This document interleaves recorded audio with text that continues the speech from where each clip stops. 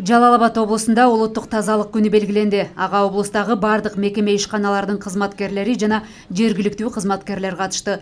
1000ге чукул чогулгандар Борбордук аянттан баштап Курманбек ат майданынын айланасына чейин жөө жүрүш жасап, андан соң курорт аймагынын айланасын тазалоого өтүштү.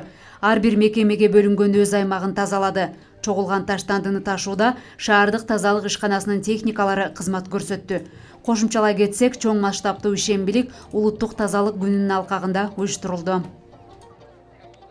Эң негизгиси биздин мына шаардын чекесиндеги мына Мисте Токоюбуздун тазалыгы начар болчу. Ошону тазалоо максатында биз баарын ушул жерге чакырып, аймактарды бөлүп, ушул Мисте Токоюбузду мындай тазалап берели деп чечтик.